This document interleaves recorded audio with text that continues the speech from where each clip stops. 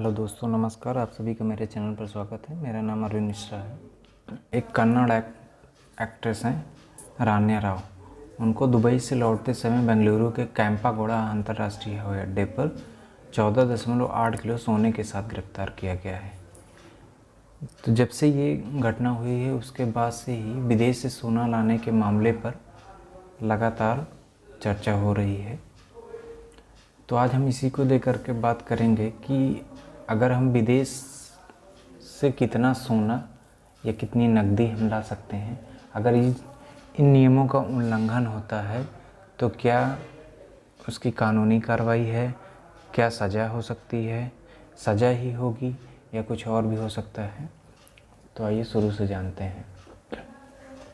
तो अगर आप या आपका कोई जानने वाला है विदेश यात्रा पर गया है, यदि वह पुरुष है और स्त्री है तो दोनों के लिए अलग अलग नियम हैं। यदि आप पुरुष हैं तो आप 20 ग्राम या जैसे 2 तोला तक आप सोना अपने साथ ला सकते हैं, और यदि आप महिला हैं तो आप 4 तोला या 40 ग्राम तक सोना ला सकती हैं।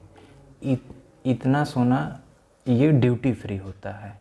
इसके ऐसा नहीं है कि केवल इतना ही सोना ला सकते हैं, इसके से ज़्यादा भी सोना आप ला सकते हैं, लेकिन उसके लिए फिर आपको कस्टम विभाग को या भारत सरकार को ड्यूटी देना पड़ेगा, ड्यूटी का टैक्स।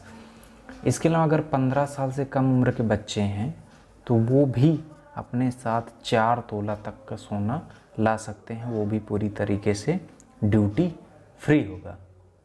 लेकिन वो बच्चा अगर आपके साथ है तो उसका आपसे रिलेशन ये प्रूव करना होगा कि वो आप ही का बच्चा है, क्योंकि भारतीय पासपोर्ट अधिनियम 1967 के अनुसार भारतीय नागरिक आभूषण, बिस्किट या सिक्का इनमें से किसी भी प्रकार का सोना निर्धारित मात्रा में ही ला सकता है।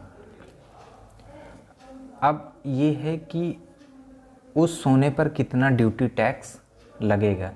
तो यदि आप ज्वेलरी ला रहे हैं, सोने की ज्वेलरी है, तो उस पर 6% ड्यूटी टैक्स लगेगा। ये पहले 15% था, जो 2024 में इसे कम करके 6% कर दिया गया।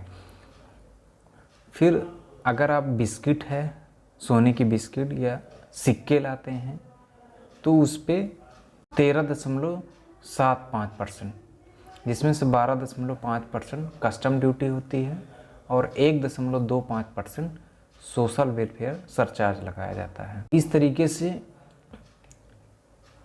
विदेशी सोना या नकदी लाने पर अलग अलग ड्यूटी लगती है, पुरुष के ऊपर अलग, महिलाओं के ऊपर अलग। तो जैसे पुरुष के लिए है 20 ग्राम या 50,000 रुपये तक का सोना है तो उस पर कोई कस्टम ड्यूटी नहीं है। मतलब यदि आप 20 ग्राम सोना या 50,000 रुपये तक का सोना है तो उस पर कोई कस्टम ड्यूटी नहीं होगी। फिर 20 से 50 ग्राम है, यदि 20 ग्राम से लेकर 50 ग्राम है तो उस पर 3% कस्टम ड्यूटी होगी। और 50 से 100 ग्राम तक का अगर सोना लाते हैं आप तो उस पर 6% कस्टम ड्यूटी देनी होगी। अगर 100 ग्राम से अधिक है तो 10% कस्टम ड्यूटी देनी होगी। और ऐसे ही महिला यात्रियों के लिए है, महिला यात्रियों के लिए 40 ग्राम या 1 लाख रुपए तक का, तो उस पर कोई कस्टम ड्यूटी नहीं है। और 40 से 100 ग्राम तक सोने के लिए 3% कस्टम ड्यूटी, और 100 ग्राम से 200 ग्राम सोना तक के लिए 6% कस्टम ड्यूटी। अगर 200 ग्राम से ऊपर लाते हैं तो 10% कस्टम ड्यूटी देना होगा। भारत में सोना वैसे तस्करी करके ज़्यादातर तो अरब देशों से ही लाया जाता है, लेकिन उसके अलावा भी कई ऐसे देश हैं जहाँ से भारत में तस्करी करके सोना लाया जाता है। लेकिन सबसे ज़्यादा सोना संयुक्त अरब अमीरात से आता है, यूएई जिसे कहते हैं। यूएई के बाद म्यांमार से भी काफ़ी सोना तस्करी होकर भारत में आता है। इसके अलावा कुछ अफ्रीकी देशों से भी सोना तस्करी करके भारत में लाया जाता है।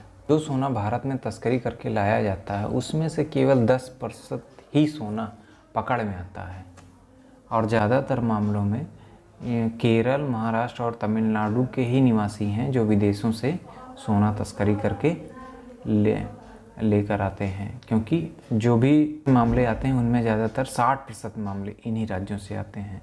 लाने की लिमिट कोई तय नहीं है, आप कितना भी धन विदेशों से ला सकते हैं, लेकिन उसको आपको प्रूव करना होगा कि ये मेरा ही पैसा है और मैंने ही इसे अर्न किया है। जैसे यदि कोई पुरुष है तो विदेशी मुद्रा में $5,000 या इस समय के वर्तमान में देखा जाए तो 4.3 लाख रुपये, 4,30,000 रुपये। अगर कोई महिला है तो वो नगद के रूप में $10,000 या 8,60,000 रुपये ला सकता है। अगर आप इससे ज़्यादा लाते हैं तो उसे डिक्लेयर करना ज़रूरी है कि ये हमारा ही है और हम इस कार्य से ये पैसा लाए हैं, या उसकी अर्निंग आपको दिखाना पड़ेगा। अगर भारतीय मुद्रा के रूप में लाते हैं तो केवल आप 25,000 रुपये ही ला सकते हैं। अगर आप जो ऊपर सीमा बताई गई है उससे ज़्यादा अगर पैसे आप विदेशों से लाते हैं तो आपको एयरपोर्ट पर ही एक डिक्लेरेशन करना होगा, एक प्रूफ देना होगा कि ये मेरा ही पैसा है।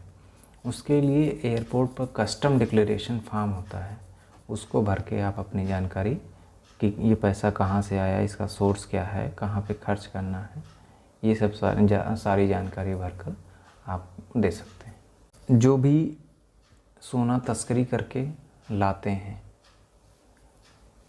तो उस सोने का सरकार या कस्टम विभाग, जैसे कस्टम विभाग ही सबसे पहले इसकी जांच करता है, तो वो अगर आपने उसको प्रूफ नहीं किया कि ये सोना मेरा है या